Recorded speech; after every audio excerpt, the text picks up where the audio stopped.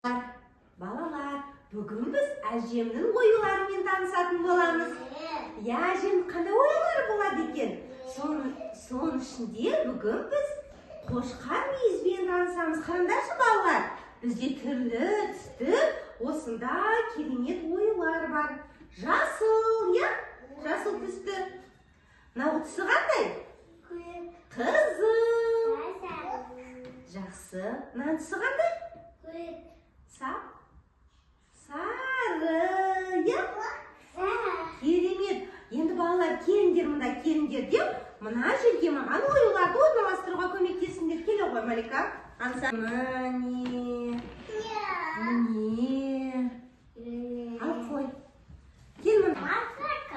Так, қойыңдар мынаны жақсылап. Қойыңдар. Орналастырыңдар ма?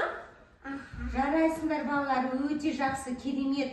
Енді бүгін біз сендермен киіз үйдегі оюларды салатын боламыз. Кәне бәріміз мына жаққа. Қараңдаршы мұнда. Не көріп тұрсыңдар? Киіз үй, киіз үйде қошқар мүйізді оюлар бар екен. Соны кәнеки бәріміз осы біз киіз үйімізге салайық. Салмас бұрын қараш міне. Нұрхат, біз қылқаламды 3 саусақпен қыспай алып, суға батырамыз да бояуға басамыз. Қызыл түсті бояуға, қызыл түсті. Малика, қызыл түсті. Қызыл түсті еді ме? Ұстай ғой, ұстай.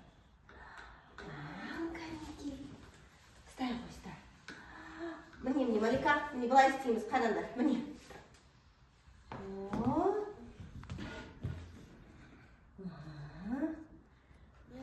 Дөңгелек тәрізді қылып ою істейміз. Кәне міне қараңдар балалар. Дөңгелек тәрізді секілді қызыл түске батырамыз.